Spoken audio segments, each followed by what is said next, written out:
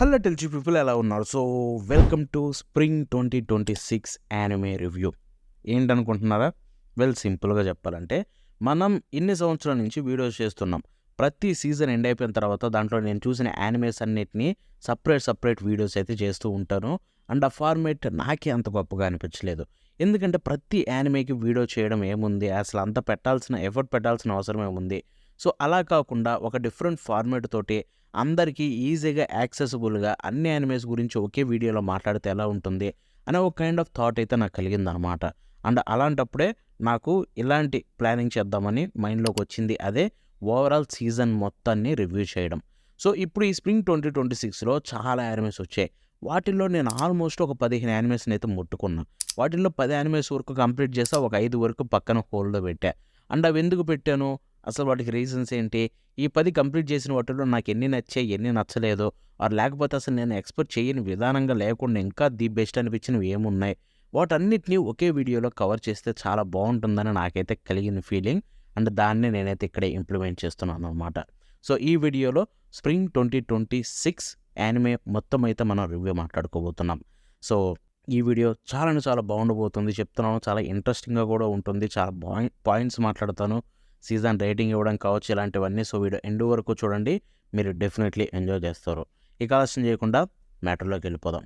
So firstly ఓవరాల్గా ఈ spring 2026 season నన్ను ఎంత సాటిస్ఫై చేసింది అండ్ దానికి నన్ను రేటింగ్ ఇవ్వమంటే ఎంత ఇస్తానని అడిగితే మాత్రం absolutely 9/10. One of the best anime seasons of all time అని చెప్పుకోవచ్చు. ఈ సీజన్లో ఆల్మోస్ట్ ప్రతి జనర్ నుంచి అద్భుతమైన యానిమేస్ అయితే వచ్చాయి. యాక్షన్, ఫ్యాంటసీ, రొమాన్స్, మిస్టరీ, చాలా వెరైటీ యానిమేస్ అయితే ఉన్నాయి.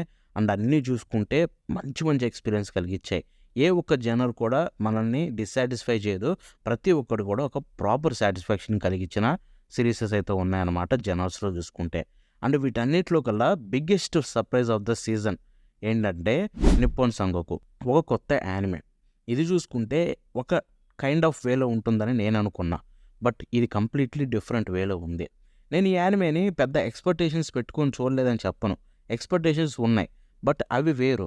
అండ్ వాటిని దాటేసి అసలు నేను అనుకున్న దానికంటే డిఫరెంట్గా ఉండి అండ్ అనుకున్న దానికంటే బెస్ట్ ఎక్స్పీరియన్స్ ఇచ్చి ఈ సీజన్లో అన్డౌటెడ్లీ బెస్ట్ న్యూ యానిమేగా నిలిచిపోయింది. దానికైతే డౌటే లేదనమాట ఈ నిప్పోన్ సెంగోకు అనేది. ఎందుకంటే సీజన్ ఎండ్ అయిపోయేలోపు నేను మొత్తం ఆ ఎపిసోడ్లు ఏవైతే ఉన్నాయో 12 మొత్తం ఎండ్ అయిపోయేలోపు క్యారెక్టర్స్, స్టోరీ, వరల్డ్ అన్నీ నన్ను కంప్లీట్గా ఇంప్రెస్ చేసేసాయి అండ్ ఆ ప్రపంచంలోకి లాగేసాయి. నేను ఎంత లీనమైపోయానంటే ఈడు చచ్చిపోవాలి ఈ సిరీస్లో, ఈడు ఉంటే ఇంక నేను చూడలేరు అనే కైండ్ ఆఫ్ ఫీలింగ్ కలిగింది.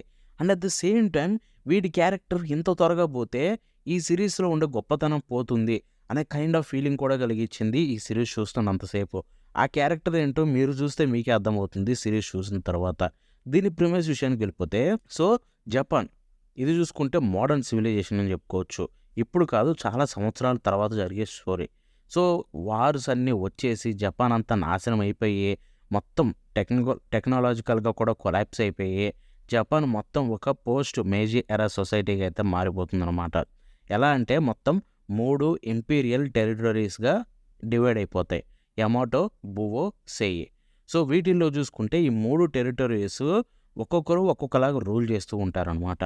వాళ్ళల్లో మన మెయిన్ క్యారెక్టర్ ఆవటోరు మిస్మి, 15 సంవత్సరాల ఓల్డ్ లిటరేచర్ ఎథియస్ట్. మనోడికి ఏంటంటే ఒక డ్రీమ్ ఉంటుందన్నమాట. సో ఆ డ్రీము చెయ్యాలని చెప్పి ఎప్పుడు కూడా పెద్ద ముందుకైతే కదలడు, ఒక చిన్న దాంతో ఆగిపోవాలనుకుంటాడు.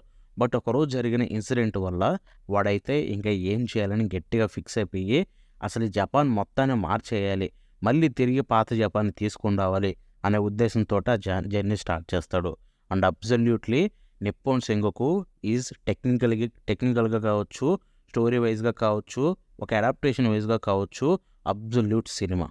నేను చెప్తున్నాను, దీన్ని ఎంత ఎంజాయ్ చేశానంటే ప్రతి ఎపిసోడ్ కూడా ఒక మెంటల్ స్టఫ్ అయితే కలిగించిందనమాట. అసలు నేను ఏం చూస్తున్నాను ప్రతి ఎపిసోడ్ కూడా వెయిట్ చేయలేక చూసి అంత బెస్ట్ ఎక్స్పీరియన్స్ కలిగించింది, which is the best part అని చెప్పుకోవచ్చు. అండ్ దీంట్లో మరొక బ్యూటిఫుల్ థింగ్ ఏంటంటే క్యారెక్టర్స్. ఎంత బ్యూటిఫుల్ క్యారెక్టర్స్ ఉంటాయంటే ప్రతి క్యారెక్టర్కి కనెక్ట్ అవుతాం. అండ్ కొన్ని క్యారెక్టర్స్ మనం నేర్పిస్తాయి, కొన్ని క్యారెక్టర్స్ మనకు కోపం తెప్పిస్తాయి, కొన్ని క్యారెక్టర్స్ మనకి హోప్ ఇస్తాయి. సో ఇవన్నీ ఎంత పర్ఫెక్ట్గా బ్లెండ్ అవుతాయంటే kudos to the anime team దీన్ని ఎంతో బ్యూటిఫుల్గా అడాప్ట్ చేసినందుకు and one of the best experience కలిగించినందుకు. ఎస్, దీంట్లో కూడా 1-2 చిన్న మైనస్లు ఉన్నాయి. వాటిని చూసుకుంటే మనకి స్టోరీలో ఇంకొంచెం టైం తీసుకొని ఇంకొంచెం బాగా ఎక్స్ప్లెయిన్ చేస్తుంటే బాగుండు 1-2 ఎపిసోడ్లు అనిపించింది. ఎస్పెషల్లీ ఫైనల్ ఎపిసోడ్ కొంచెం రష్ అయిపోయిన ఫీలింగ్ వస్తుంది. ఎందుకంటే వాళ్ళు ఒక పాయింట్ దగ్గరికి వెళ్ళాలని ఫిక్స్ అయిపోయినట్టు ఉంటుంది. మేబీ 12 ఎపిసోడ్స్తో కాకుండా ఇంకొక ఎపిసోడ్ ఎక్స్టెండ్ చేసుకుని 13th ఎపిసోడ్ తోటి ఎండ్ చేసి ఉంటే ఇది ఇంకా బెస్ట్ వేలో పర్ఫెక్ట్ అడాప్టేషన్ అని చెప్పేవాడిని.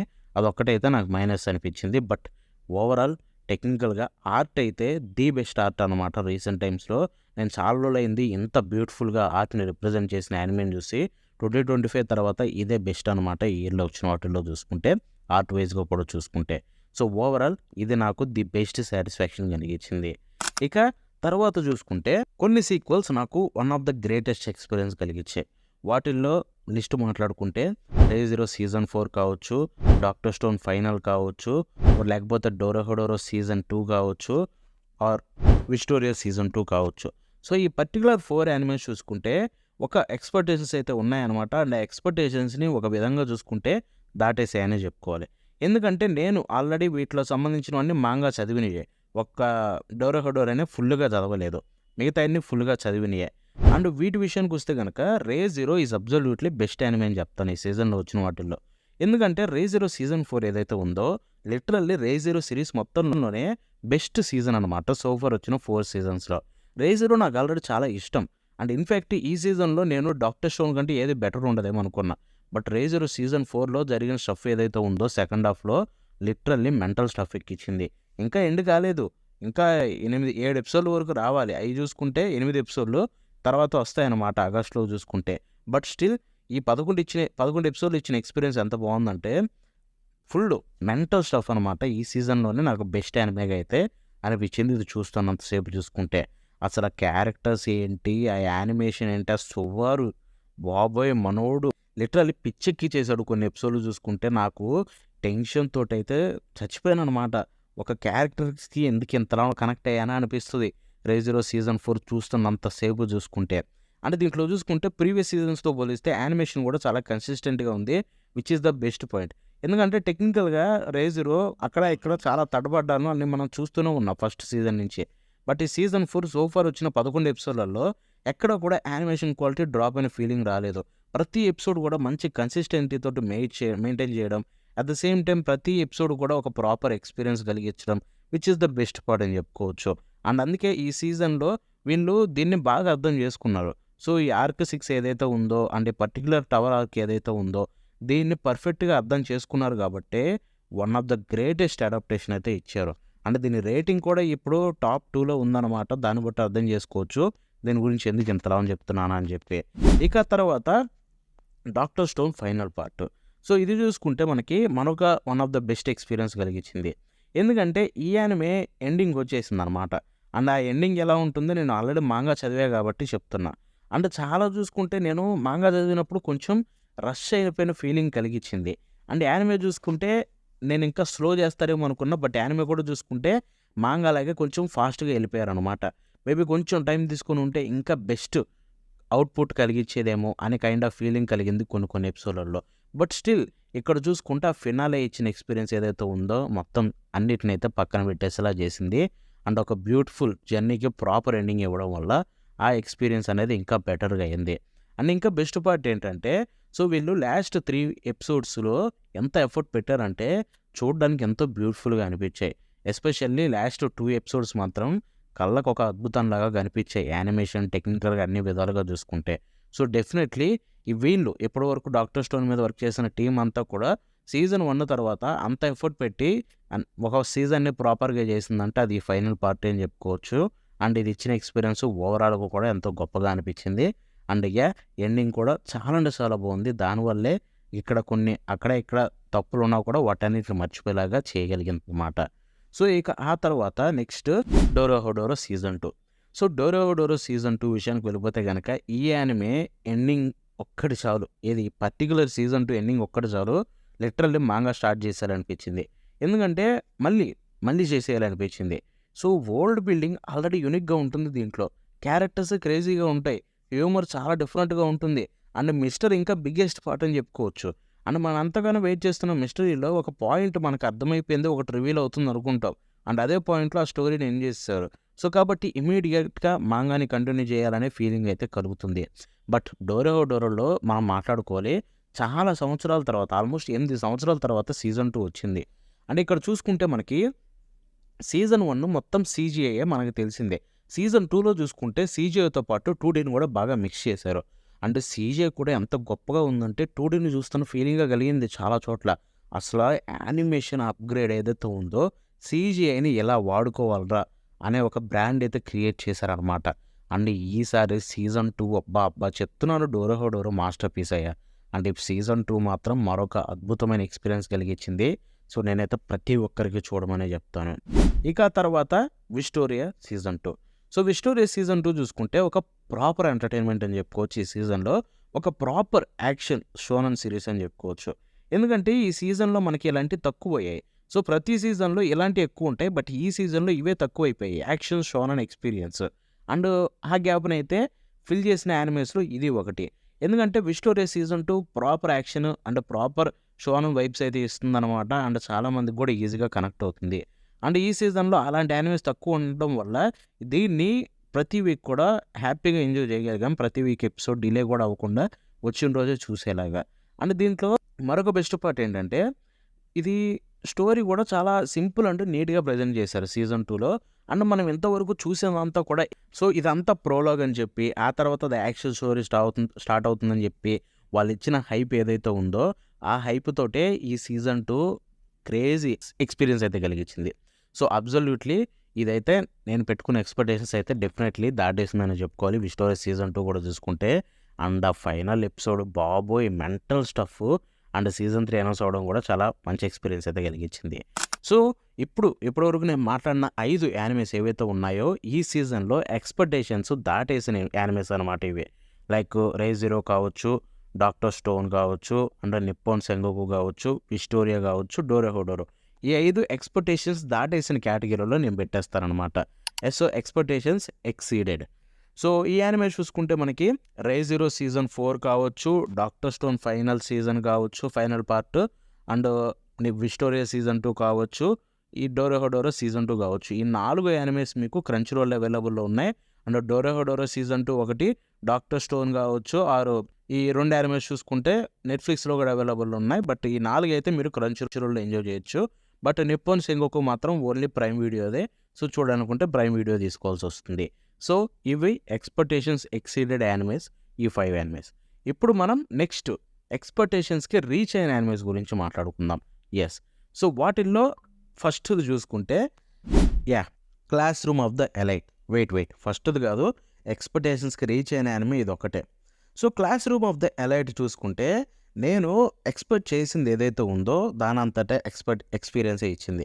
ఇన్‌ఫాక్ట్ ఒక పర్టిక్యులర్ థింగ్‌లో మాత్రం ఇది ఎక్స్‌పెక్టేషన్స్ దాటేసింది. అది చూసుకుంటే యానిమేషన్. సో, ఈ సీజన్ 4 యొక్క ట్రైలర్ చూసిన తర్వాత నాకొక భయం గట్టిగా స్టార్ట్ అయింది. ఓకే, యానిమేషన్ రూయిన్ అయిపోయేటట్టుందని చెప్పి అనుకున్నా. బట్ సీజన్ 4 యాక్చువల్‌గా చూసిన తర్వాత ఆర్ట్ స్టైల్ కావచ్చు చాలా మార్చేశారు. And at the same time animation కావచ్చు one of the best recent టైమ్స్‌లో. ఎందుకంటే కొన్ని యాక్షన్ సీక్వెన్సెస్‌లో మాత్రం చించి పడేశారు.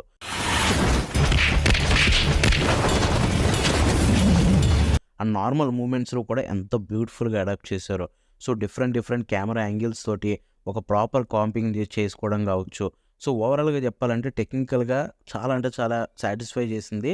At the same time story వైస్‌గా కూడా చూసుకుంటే బాగుంది. సో, అక్కడ కొన్ని చేంజెస్ అండ్ కొన్ని స్కిప్ చేశారనమాట. సో, అవైతే కొంచెం నాకు నచ్చలేదు. బట్ ఎక్స్‌పెక్టేషన్స్ అయితే రీచ్ అయింది. యానిమే నుంచి ఏం ఎక్స్‌పెక్ట్ చేశానో ఆ విషయానికైతే ఎళ్ళగలిగింది అన్ని డిపార్ట్మెంట్స్‌లో.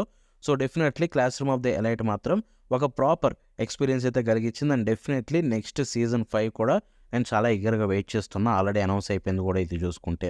ఎందుకంటే ఇప్పుడు 'class room of the elite' స్టోరీకి నేను ఆల్రెడీ ఒక పెద్ద ఫ్యాన్‌ని. అండ్ అది చూసుకుంటే రీసెంట్‌గా వచ్చిన ఆర్క్ ఏదైతే ఉందో జస్ట్ బిగినింగ్ అనమాట ఈ సెకండ్ ఇయర్‌లో.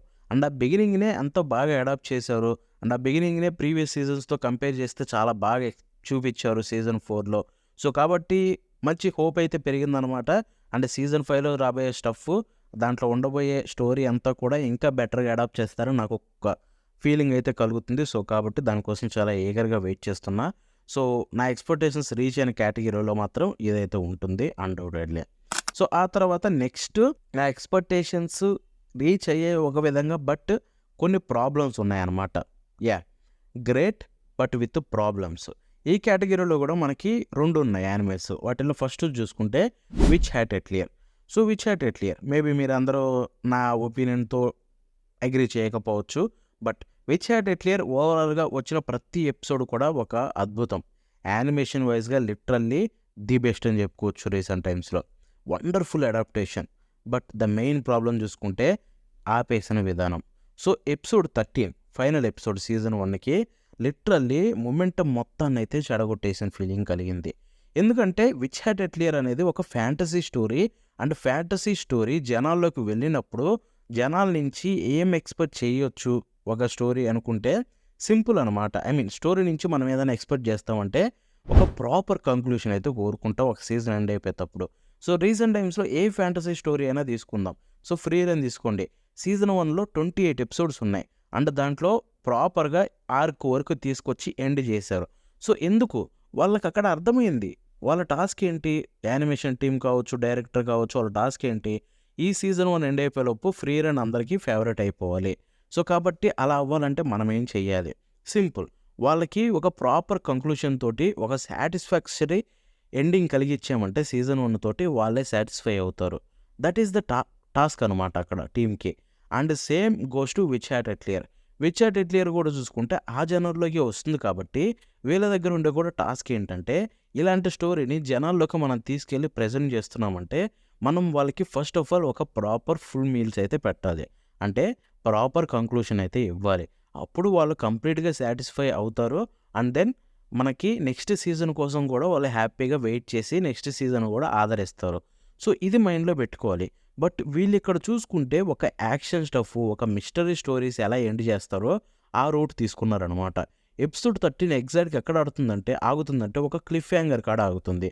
And that is absolutely worst thing అని చెప్పుకోవచ్చు. ఒక 20, 24 ఎపిసోడ్స్ ఉంటే గనక this is literally best thing అయ్యేది ఈ సీజన్‌లో వచ్చిన వాటిల్లో. బట్ వాళ్ళంతట వాళ్ళే మొమెంటమ్ మొత్తం రూయిన్ చేసుకున్నారు. 13 ఎపిసోడ్స్ తోటి ఆపేసి నెక్స్ట్ 6 మంత్స్ నుంచి 1 ఇయర్ లోపు వస్తే గనక బెటరే. బట్ 1 ఇయర్ దాటి 2 ఇయర్స్ దాకా వెళ్ళిందంటే 'విచ్ హ్యాట్ ఎట్ క్లియర్'కి రావాల్సిన క్రేజ్ రాదు. అండ్ ఆ యానిమేని చేతులారా వాళ్ళే నాశనం చేసుకున్న విధానం అయితే మారుతుందనమాట. సో, ఇదైతే నేను డౌట్ లేకుండా చెప్తున్నా. నాకిది పెద్ద ప్రాబ్లమ్ అనిపించింది. ఆ ఎండ్ చేసిన విధానం అయితే నచ్చలేదు. సో, ఇంకొంచెం ఆ ఆర్క్ మొత్తం కంప్లీట్ చేసుంటే మేబీ ఇది నాకు ఈజీలీ టాప్ 5లో ఉండేదేమో.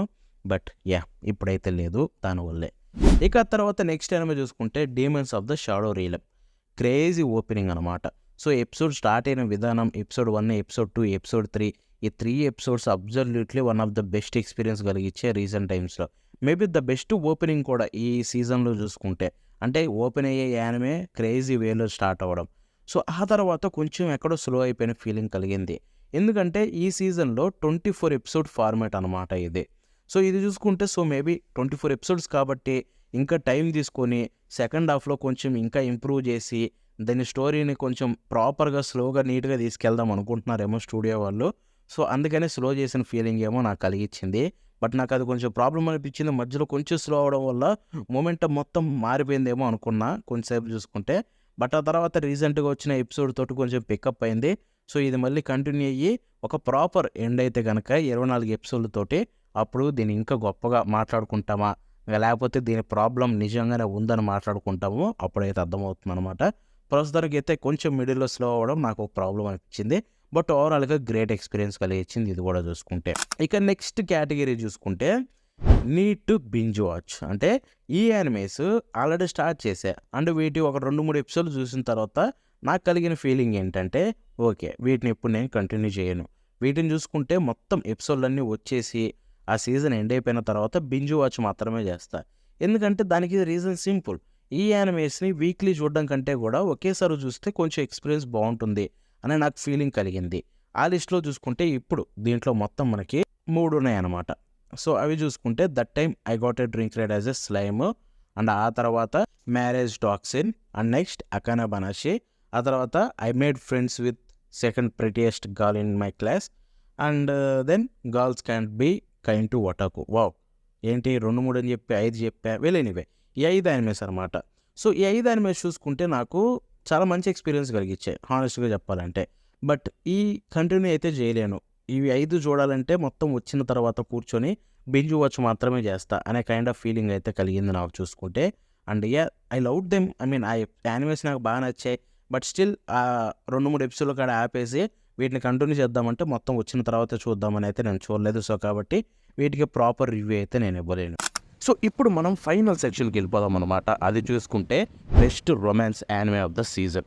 సో ప్రతి సీజన్లో బోలెడన్ని రొమాన్స్ యానిమేస్ వస్తున్నాయి. అండ్ వాటిల్లో చూసుకుంటే కొన్ని బాగుంటున్నాయి, కొన్ని బాగుండట్లేదు. బట్ వాటిల్లో అబ్జల్యూట్లీ ఒకటి బెస్ట్గా అయితే నిలవడం జరుగుతుంది.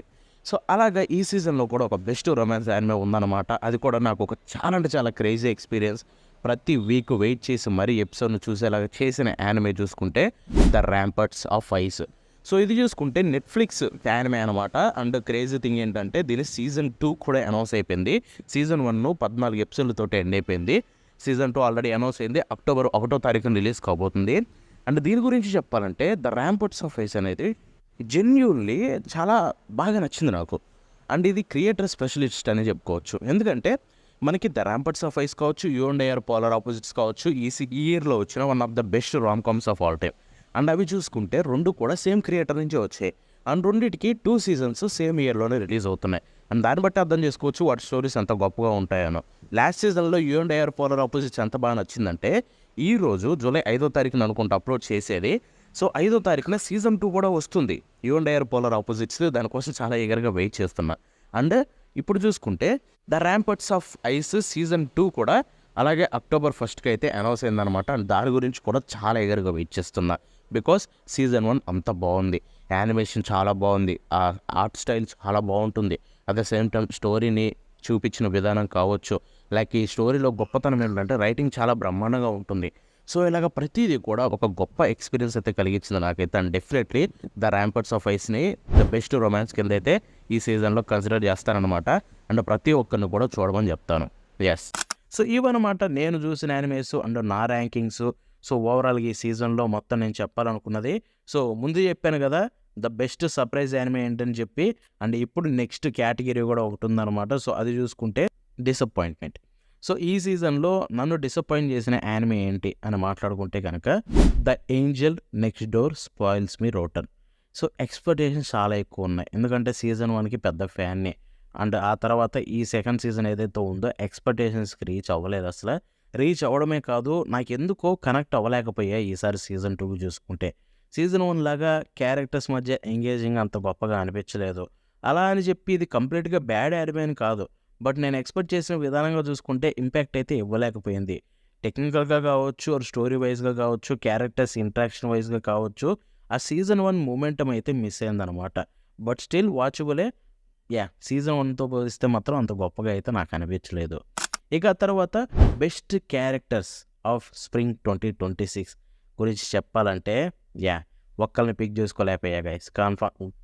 కాన్ఫిడెన్స్గా చెప్తున్నా, ఒక్కరినైతే నేను పిక్ చేసుకోలేకపోయా. సో కాబట్టి 3 క్యారెక్టర్స్ని అయితే పిక్ చేసుకున్నా. వాటిల్లో మిసుమి ఆవోటెరు నన్ను సర్ప్రైజ్ చేసిన క్యారెక్టర్. ఈ క్యారెక్టర్ ఎవరో కాదు, నిప్పొన్ సెంగోకులో మెయిన్ క్యారెక్టర్ అనమాట.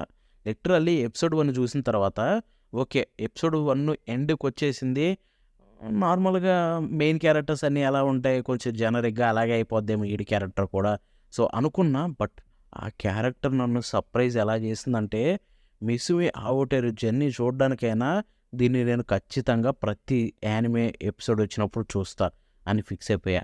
వాడి క్యారెక్టర్ నాకు చాలా క్రేజీ అనిపించింది. అంత చిన్నపిల్లోడు అంత దూరం ఎలా ఆలోచించాడు, అంత ఎమోషన్స్ని ఎలా కంట్రోల్ చేసుకున్నాడని నాకైతే క్రేజీ థింగ్ అయితే కలిగిందనమాట. అండ్ డెఫినెట్లీ ఈ సీజన్లో సర్ప్రైజ్ ఇచ్చి అండ్ నాకు one of the best favourite క్యారెక్టర్గా నిలిచిన వాటిలో మిసుమి ఆవోటెరు ఒకడు. ఇక తర్వాత సింకు. తన జర్నీకి ఒక పర్ఫెక్ట్ కంక్లూషన్ ఇచ్చారనమాట. అండ్ ఒక ప్రొటాగనిస్ట్గా తను తీసుకున్న స్టెప్స్ కావచ్చు, ఆర్ లేకపోతే తను చేసిన థింగ్స్ కావచ్చు, ఈ ఫైనల్ మూమెంట్స్లో తను సాధించినవి కావచ్చు, ఆ అచీవ్మెంట్స్ అన్నీ చూస్తుంటే తన ఫస్ట్ జర్నీ నుంచి లాస్ట్ వరకు చూసి అండ్ ఒక ప్రాపర్ కంక్లూషన్ వల్లేమో ఈ క్యారెక్టర్ ఎంతో ఇష్టం. అండ్ ఆ క్యారెక్టర్ కంక్లూషన్ ఇంకా బెటర్గా అనిపించడం వల్ల నాకైతే చాలా బాగా నచ్చింది క్యారెక్టర్. ఇక తర్వాత సుబారు రేస్ జీరో సీజన్ 4లో తన క్యారెక్టర్ గ్రోత్ ఏంటి, ఆ ఎమోషన్స్, అబ్బో ఆ మెంటల్ స్టఫ్. నేను సుబారుని చూసిన ప్రతిసారి జాలి కలుగుద్ది. అండ్ ఈ సీజన్ 4లో మాత్రం తనను చూస్తుంటే జాలి పడాలా, ఏం చేయాలా నాకు అసలు అర్థమే కావట్లేదు. అంత కాంప్లెక్స్గా మారిపోయింది తన క్యారెక్టర్. కొంచెం ప్రెడిక్ట్ చేయగలుగుతున్నా ఏం జరుగుతుంది, ఎందుకు అవుతుందని చెప్పి. But at the same time క్యారెక్టర్ను చూస్తూ యానిమేషన్ ఫార్మేట్లో మనోడు పడే ఆ స్ట్రగుల్స్ చూస్తుంటే, అరే ఈడికి కొంచెం స్ట్రగుల్స్ అన్నీ తగ్గించి వాడు కొంచెం ఏదైనా వెకేషన్ ఇప్పించాను రా బాబు అనే రేంజ్లో ఉందన్నమాట సీజన్ 4లో వాడి క్యారెక్టరు. అండ్ ఎస్, ఎపిసోడ్ 11లో మనోడి క్యారెక్టర్ ఈజ్ బ్యాక్. అండ్ నేను ఈగర్లీ వెయిటింగ్ తర్వాత ఏం చేస్తాడు ఏంటని చెప్పి. అండ్ ఈ క్యారెక్టర్ పిచ్చిగా నచ్చేసింది. సో యా, ఇవన్నమాట నేను చెప్పాలనుకుంది. లైక్ బెస్ట్ క్యారెక్టర్స్ ఏంటి, నన్ను సర్ప్రైజ్ చేసిన యానిమే ఏంటి, డిసప్పాయింట్ చేసిన యానిమే ఏంటి, అండ్ ఓవరాల్గా ఈ కేటగిరీలో ఏది నన్ను సాటిస్ఫై చేసింది ఇలా అని చెప్పి మొత్తం ఒక క్లియర్ కట్ సీజన్ రివ్యూ ఇవ్వాలని అయితే నేను వచ్చానమాట. అండ్ మీరేమనుకుంటున్నారు ఈ రివ్యూ గురించి? ఈ ఫార్మేట్ బాగుందా, లేకపోతే నేను ఈ ఫార్మేట్లే కంటిన్యూ చేసి ఇంకొంచెం ఎక్స్ప్లోర్ చేయొచ్చు అంటారా? సో అదైతే మీరు కామెంట్ సెక్షన్లో తెలపండి. And this is spring 2026 review by Telchi anime. And that's it for today. మళ్ళీ నెక్స్ట్ షో కలుద్దామంటే బాబాను.